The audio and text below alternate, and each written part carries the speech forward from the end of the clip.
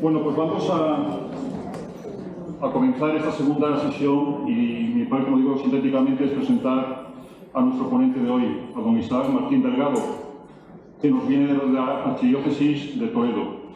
Es del año 2013 el delegado episcopal de Apostolado Seglar de dicha archidiócesis y forma parte del Consejo Asesor de Laicos de la Comisión Episcopal de Laicos, Familia y Vida de la Conferencia Episcopal Española. Fue miembro en su momento de la Comisión Ejecutiva del Congreso de Laicos 2020, donde muchos de ustedes también participaron. Está casado, es padre de 4 hijos, por lo que he visto pertenece a la parroquia de San Juan Evangelista y es militante de la Acción Católica General. Como tiene que vivir de algo, pues se licenció en Derecho y creo que ya es catedrático, porque en muchos lugares he visto lo de profesor titular, pero en la web de su universidad pone que es catedrático de Derecho Administrativo en la Universidad de Castilla-La Mancha, donde dirige el Centro de Estudios Europeos Luis Ortega Álvarez. Es especialista en temas muy atractivos, muy atrayentes, relacionados con el derecho en la Unión Europea, la transparencia administrativa, la administración digital. Es doctor europeo en Derecho por la Universidad de Bolonia, en Italia.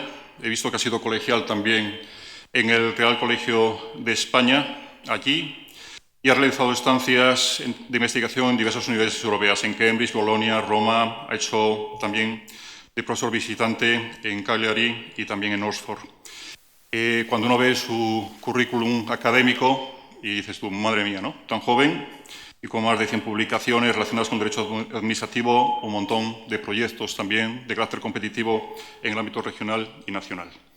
Bueno, pues al menos a mí también como profesor universitario, pues son obviamente las cosas que también me atraen del currículum de una persona que se supone que está aprovechando muy bien su vida. Son muchas sus vocaciones, una de ellas obviamente en la vida pública, como es estar en la universidad junto con tantos compañeros y delante de tantos alumnos, ¿no? Pues nada, empezamos lo que va a dar comienzo a la segunda ponencia. Él prefiere darla de pie. Así que Isaac, cuando quiera, adelante.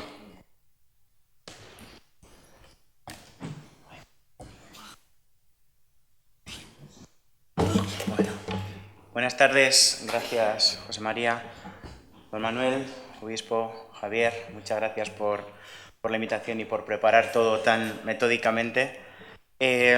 Bueno, después de esta presentación me dan ganas, en lugar de hablar del compromiso laical en la vida pública, de dedicarme a hablar de inteligencia artificial o transparencia, que es lo que estudio. Efectivamente, esa es mi dedicación principal y, bueno, circunstancialmente, desde hace 10 años, pues soy delegado de Apostolado Seglar. Muchas gracias por la invitación, de verdad. Con ella cumplo una promesa que hice a don Manuel en el Congreso de Laicos, con Felipe, vuestro anterior delegado. Lo recuerdo perfectamente como si fuera ayer, febrero de 2020, estamos en los pasillos de aquel impresionante foro, y en un momento de euforia me dijeron, tío, venía a Santander, y yo dije que sí. Y aquí estoy. Más tiempo, ha tardado más tiempo de lo previsto, pero con ello cumplo mi promesa y, por tanto, ya, ahora, Señor, según tu promesa, puedes dejar a tu siervo irse en paz. Me gustaría comenzar esta intervención con un doble disclaimer. De un lado, no soy teólogo, no soy catequeta, no soy exegeta, y por tanto, bueno, pues aquello que yo les pueda aportar desde la perspectiva intelectual es más bien poco. Soy un simple laico de pueblo, de parroquia, lo menciona muy bien José María, de la parroquia de San Juan Evangelista de Sonseca. Y en segundo lugar, no hablo como delegado de Apostolado Seglar o como miembro del Consejo Asesor de Laicos, también vuestra delegada de Apostolado Seglar como miembro de este Consejo Asesor, Carmen, sino como a título personal. Por tanto, si hay algo que digo que no os suene bien, pues la culpa es únicamente mía. Y quiero dar las gracias también, siempre lo hago, porque compartir la vida enriquece, y enriquece mucho. Y es lo que modestamente voy a tratar de hacer. Yo creo que, bueno, si algo me ha enseñado la Acción Católica General, que es donde milito, es el servir a la Iglesia sin ningún tipo de límites ni de condiciones, ¿no? Y por tanto, bueno, pues cada vez que me invitan a un sitio y puedo, lo hago encantado, porque realmente esto me permite renovar mi compromiso con la Iglesia. La finalidad de esta reflexión es animar al compromiso en la vida pública, como dice el lema de estas jornadas. Esto es una ponencia. Ponencia, según el diccionario de la Real Academia de la Lengua, es una comunicación o propuesta sobre un tema concreto que se somete al examen y resolución de una asamblea. Esto me tranquiliza, en cierta medida, porque lo que yo voy a hacer es proponer una serie de ideas y les corresponde a ustedes, como asamblea en las que yo la presento, hacer el trabajo y valorar, por tanto, si de alguna manera responden a aquello que ustedes esperan o no.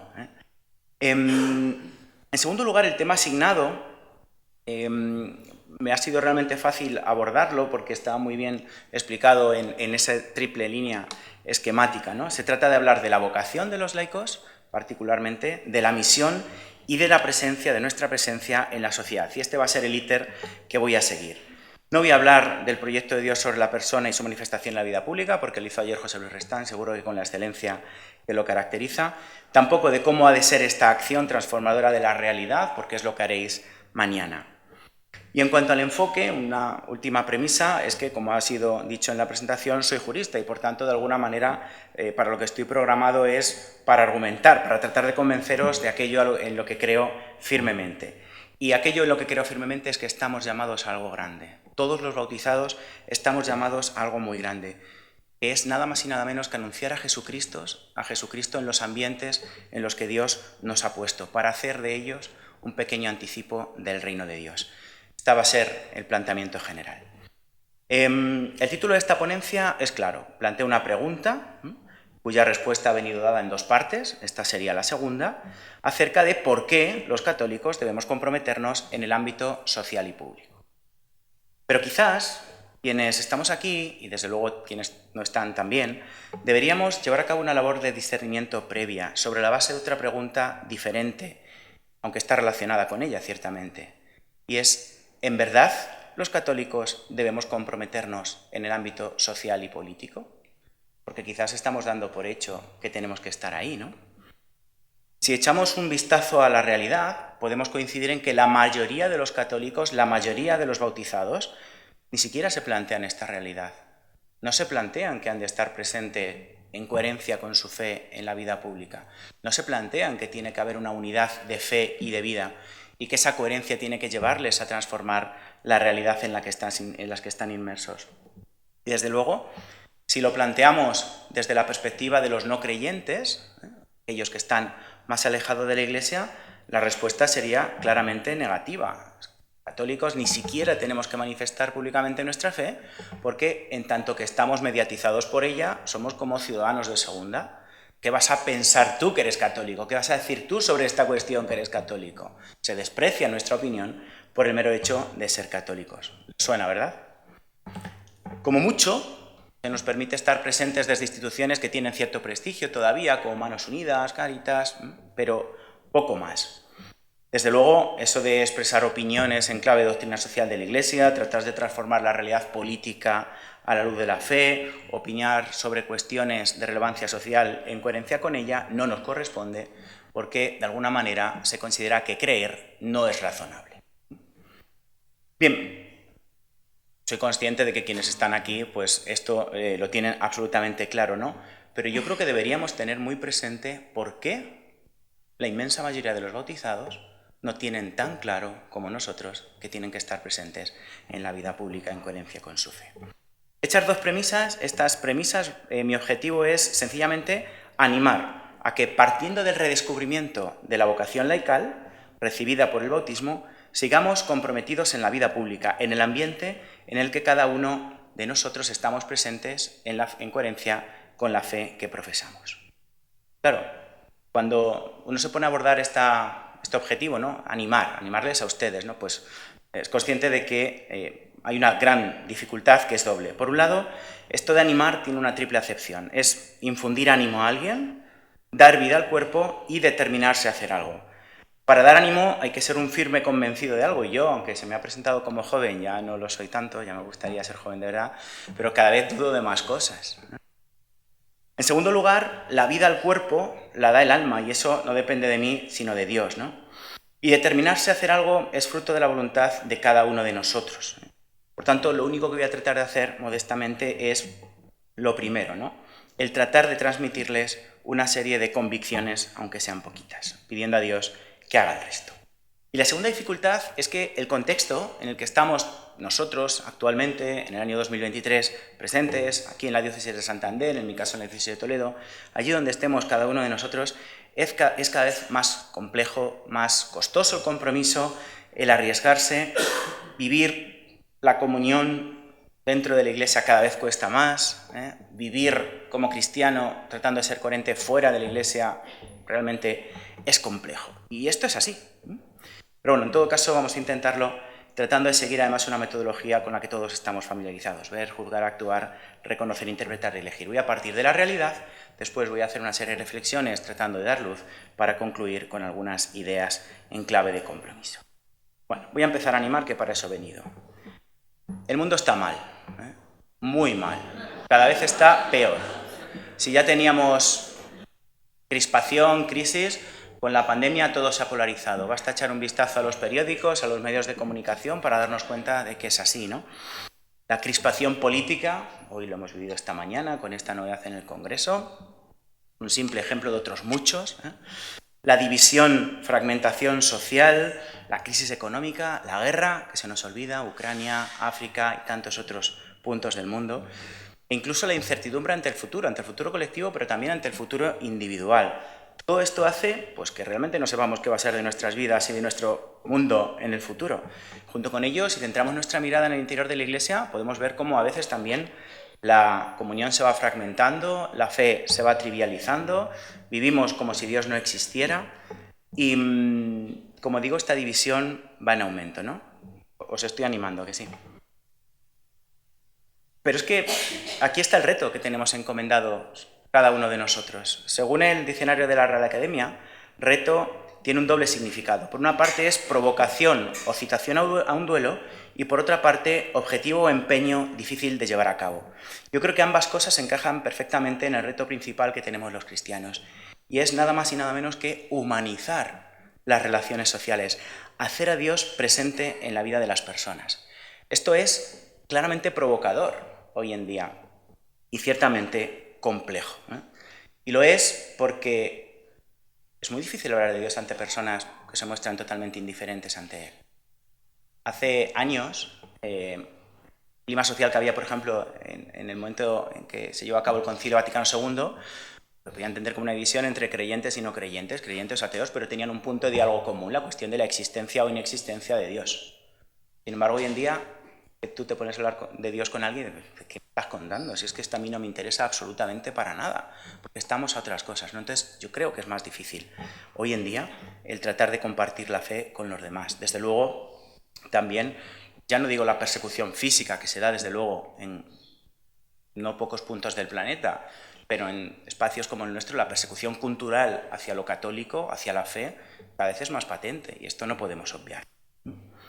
Si tuviéramos que ofrecer una panorámica general, este ver de nuestra realidad, de nuestra sociedad, yo lo haría a través de tres ideas. En primer lugar, la prevalencia del yo.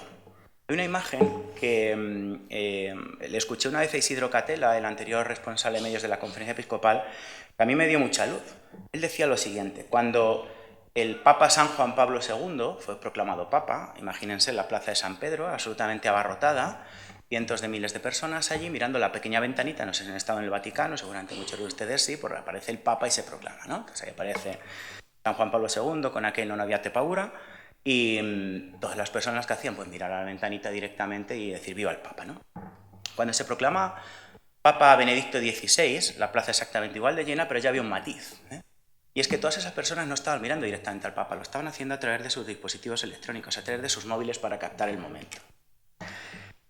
Y cuando se proclama al Papa Francisco como Papa, la plaza exactamente igual, pero con otro matiz adicional. Y es que ya no están mirando al Papa, sino que están haciendo así. Es decir, el centro son ellos. Lo del Papa es un adorno, ¿no?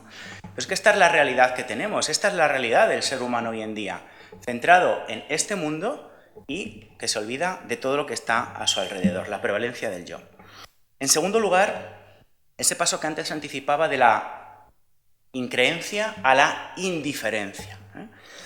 Hemos avanzado tanto que somos absolutamente autosuficientes y por tanto no necesitamos de Dios. Antes en la pequeña entrevista que me han hecho desde los medios de comunicación, Arturo me ha dicho que hablara de algún libro, ¿no? Y hay uno que yo creo que ilustra muy bien esta realidad, es una pequeña obra de teatro, se llama Seréis como dioses.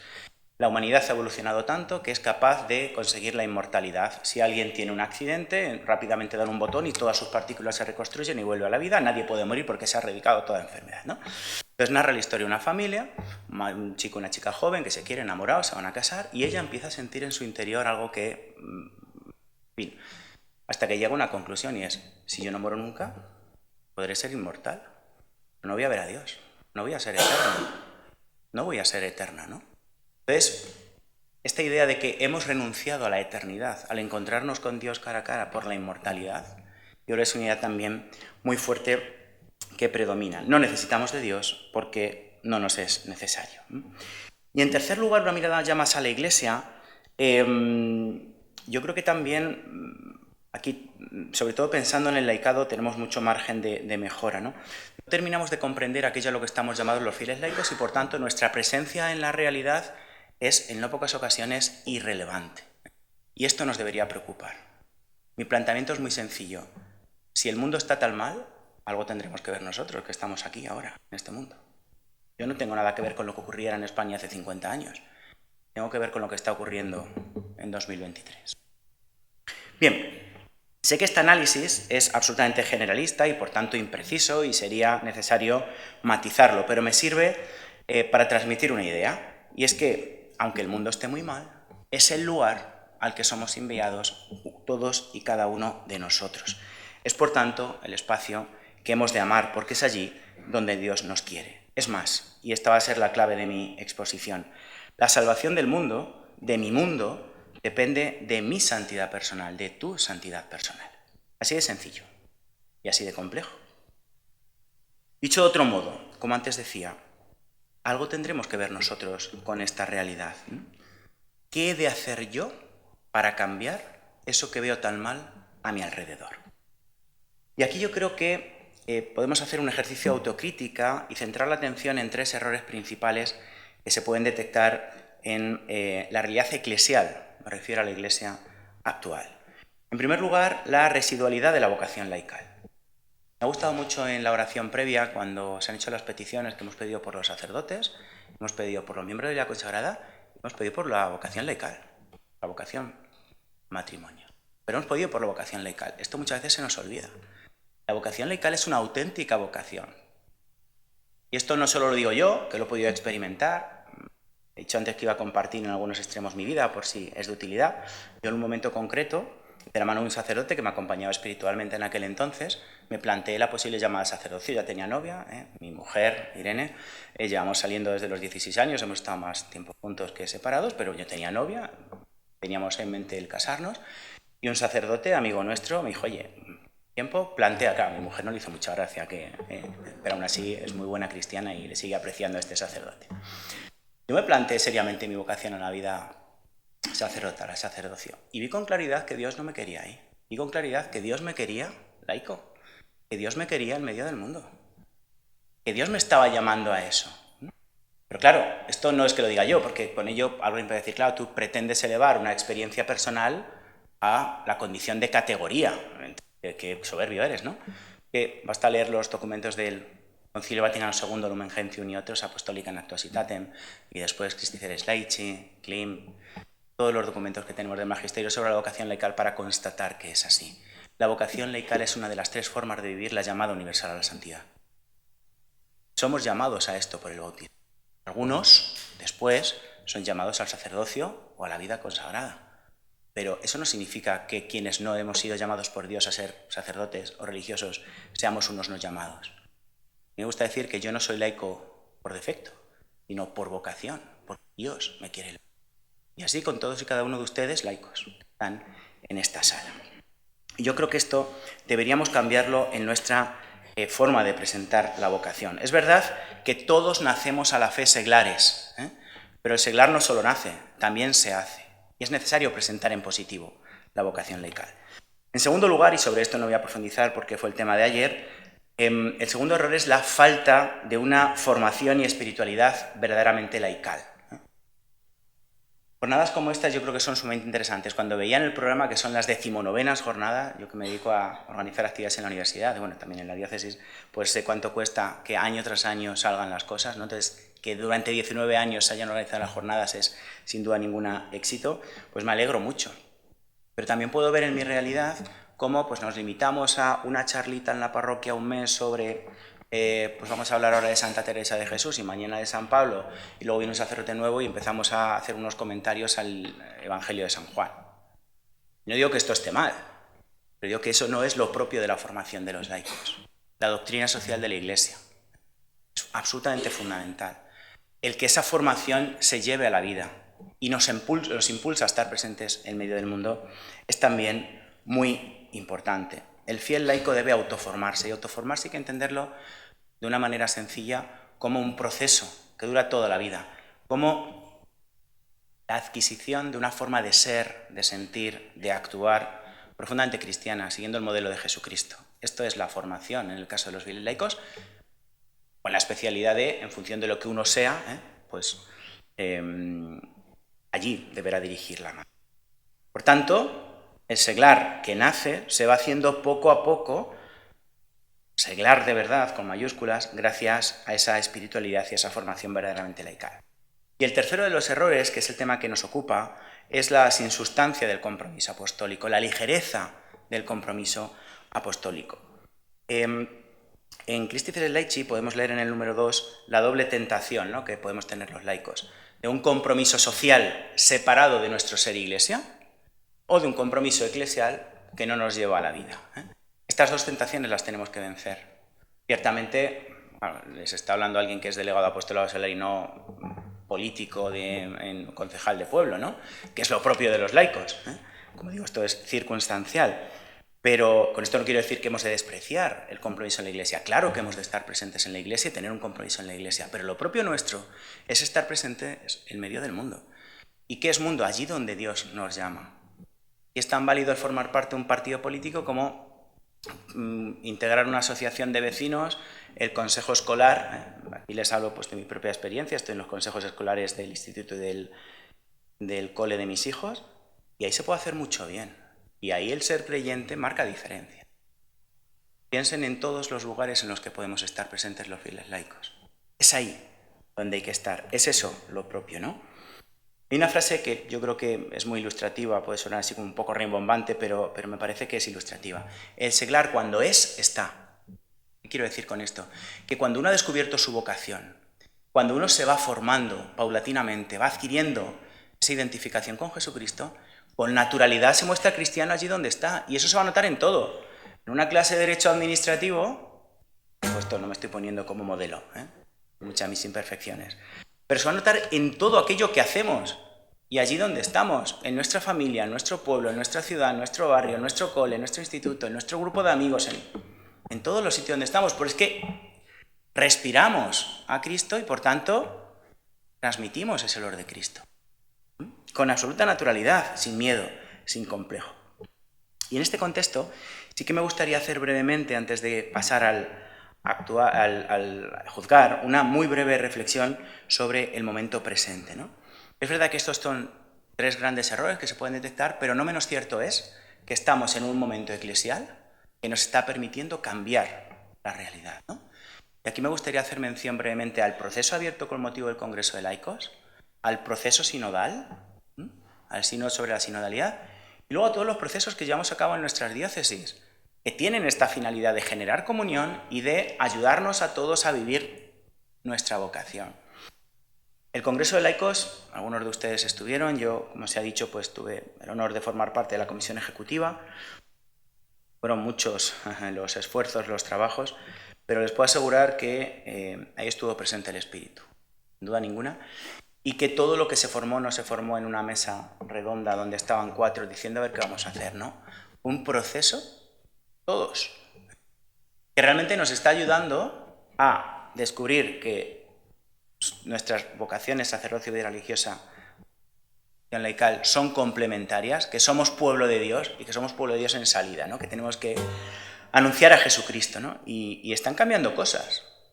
Les podría enumerar muchas de ellas, pero como no es el objeto de esta ponencia, pues no lo voy a hacer.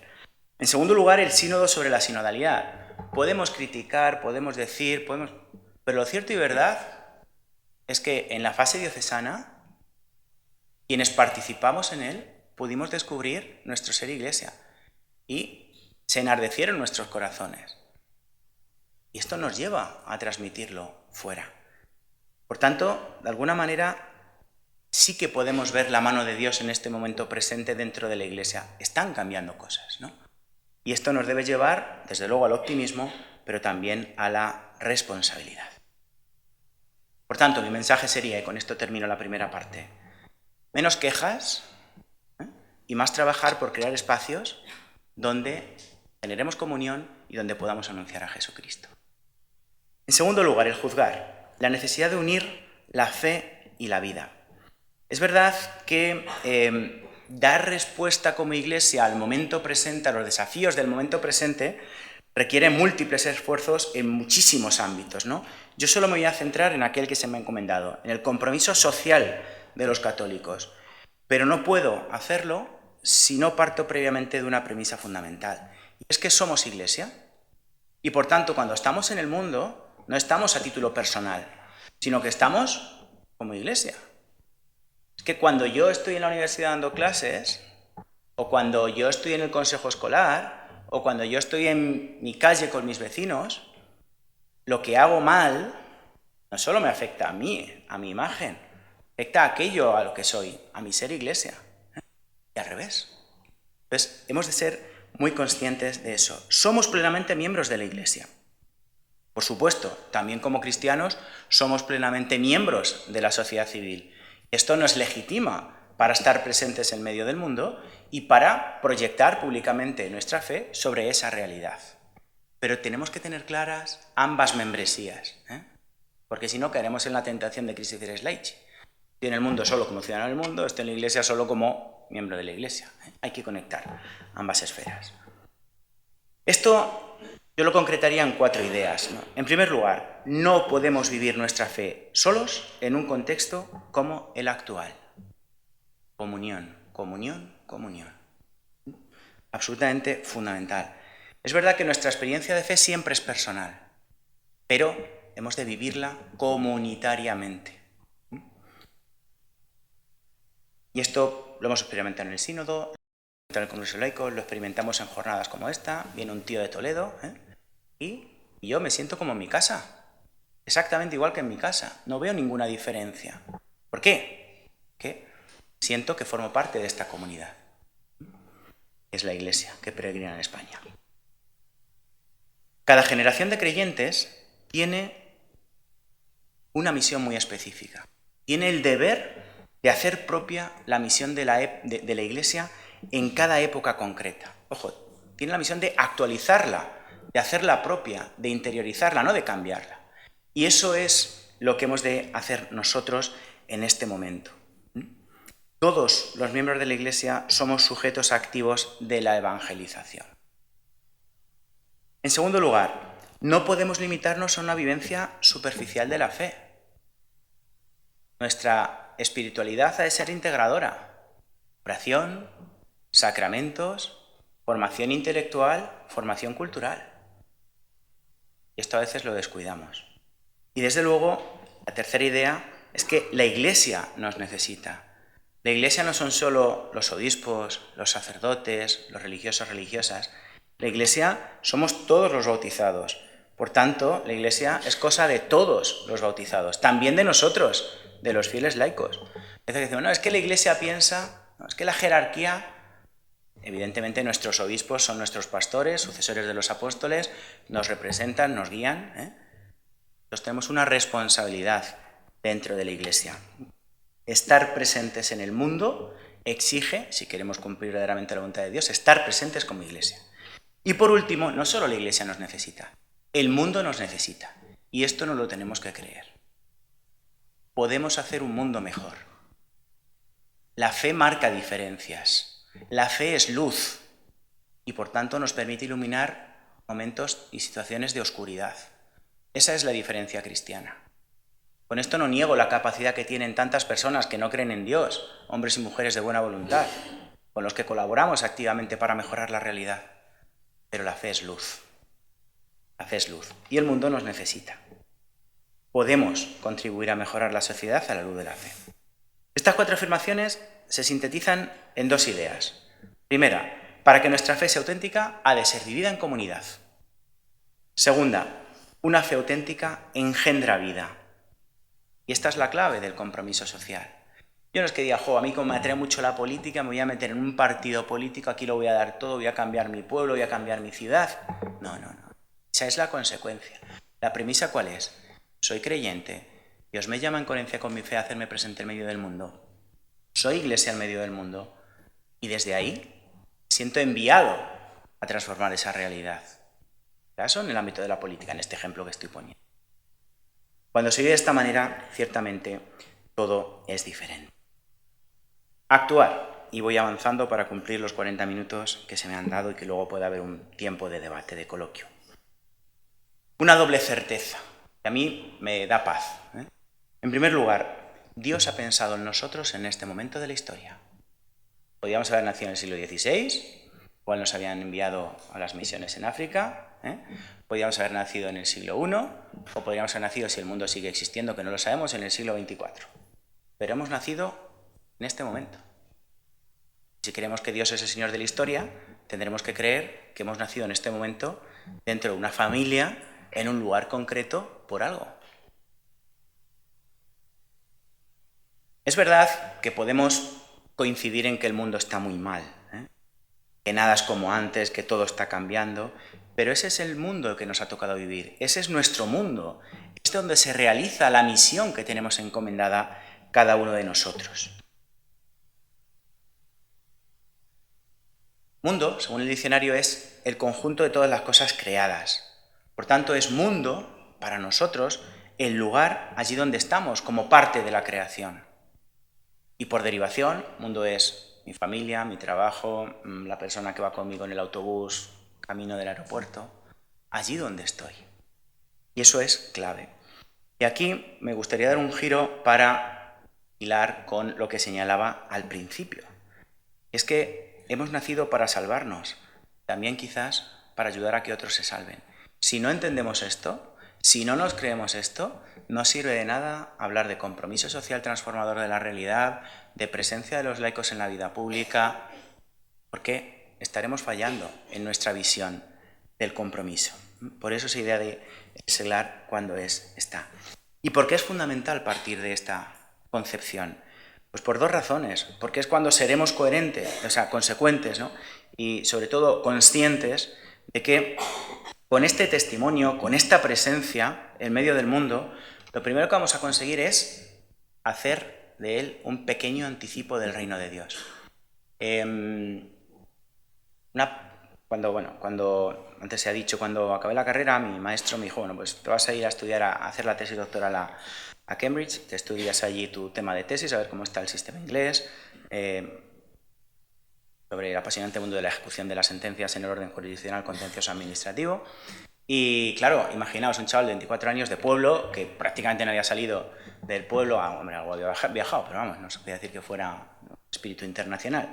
Que va allí a un país protestante donde solo había una iglesia católica y pude vivir mi fe perfectamente como la vivía en mi pueblo. El párroco de la iglesia era de origen vasco, me confesé por primera vez con un vietnamita, mi confesión fue graciosísima, no les voy a decir los pecados, pero sí el inicio. Es la primera vez que me confieso en inglés, no sé cómo hacer esto. Y me dijo el vietnamita en un inglés mucho peor que el mío, que ya era malo. No se preocupe que yo tampoco sé. Yo no sé si esa confesión valió o no valió, pero yo me confesé. Yo comulgaba, yo tenía exposición del Santísimo, me integré en un grupo de jóvenes en esa parroquia. Pude vivir plenamente mi fe. Y estando allí, además, también que entiendan la importancia de la formación, allí descubrí también la importancia de la formación, ¿no? Ese mismo sacerdote que, cuando ya vio que Dios no me llamaba al sacerdocio, sino a la vida laical, pues me dijo, bueno, pues vamos a ayudarte en esto, ¿no? Entonces yo le dije, bueno, voy a tener tiempo para estudiar, aparte de hacer tesis, ¿qué leo? Quiero leer. Toma, todas las encíclicas de doctrina social de la Iglesia. En aquel momento 12 mensajes cristianos, todas las encíclicas desde León XIII de toda la doctrina social de la Iglesia, un chaval de 24 años. Pues a mí eso me abrió todo un mundo. Y todo esto lo digo porque, en ese contexto de estudio, Me acuerdo perfectamente porque se me quedó grabado en el corazón el mensaje del Papa San Juan Pablo II para la Cuaresma de ese año, del año 2000. El reino de Dios ya está presente en aquellas comunidades donde se vive conforme a su voluntad. Y esto yo me lo creí y lo sigo creyendo. Es que este es el efecto del compromiso transformador de los cristianos. Es que de lo que se trata es de hacer de nuestros pequeños espacios un anticipo del reino de Dios. Y esto es posible. Claro que yo no voy a cambiar el mundo, yo no voy a ser capaz de poner fin a la guerra de Ucrania, ni a la crisis económica, ni a la polarización social, ni a la crispación política. Es imposible. Pero sí que puedo evitar la crispación en mi familia.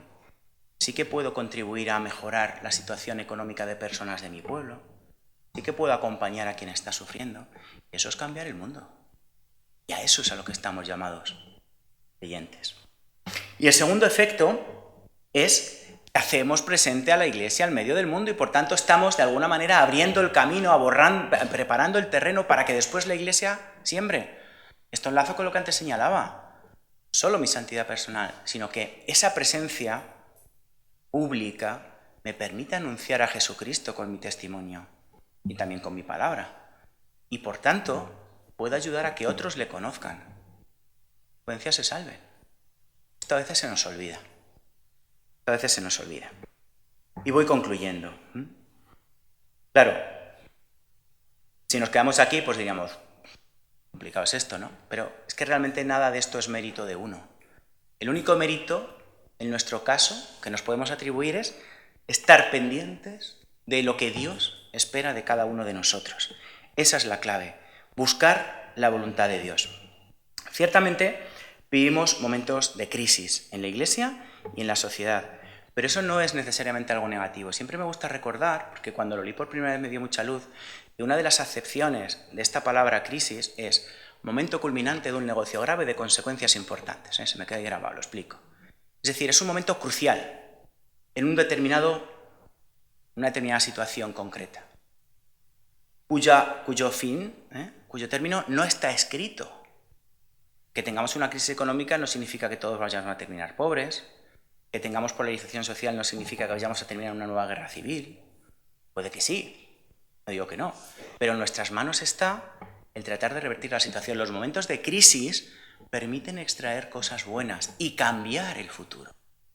Y aquí es donde está la visión de la fe, ¿no? En saber aprovechar estos momentos de crisis para que ese negocio grave tenga consecuencias importantes, buenas, favorecedoras, positivas para todos, para el mundo. Pero para ello es fundamental que toda la Iglesia trabaje unida.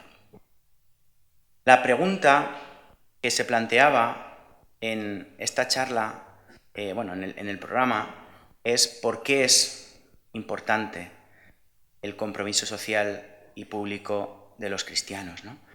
Pues se puede resumir con dos ideas. Y alguno dirá, pues las podía haber dicho al principio y te habías ahorrado todo este tiempo de charla, ¿no? Pues tienen razón, ¿no? En primer lugar, porque ahí está nuestra vocación y en ello está nuestra salvación. Nuestra vocación como fieles laicos es estar presentes en medio del mundo. Si no lo estamos, no estamos siendo coherentes con ella y no estamos respondiendo a la voluntad de Dios. Y por tanto, la salvación, la eternidad, está en juego. Y en segundo lugar, porque con ello anticipamos el reino de Dios y puede que ayudemos a que otros se salven. Yo creo que de esta manera, creer en Cristo y ayudar a que otros crean, se puede resumir esa presencia, porque no podemos entender la presencia pública como un fin en sí mismo, sino que no deja de ser un medio para anunciar a Jesucristo, para hacer que ese entorno sea como Dios lo ha concebido, ¿no? Y esa es nuestra esperanza. Esto lo digo también muchas veces. Para mí la esperanza no es, un estado del ánimo, como dice el diccionario, en el que se nos presenta como posible aquello que deseamos, ¿no?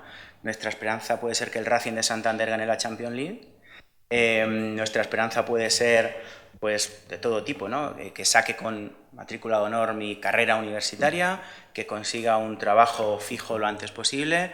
Esa puede ser nuestra esperanza, ¿no? Pero la esperanza cristiana va mucho más allá, es una virtud teologal. Es la certeza de que Dios cumple sus promesas. Y lo que nos ha prometido Dios es nada más y nada menos que la vida eterna. Y no nos podemos conformar con. Muchas gracias.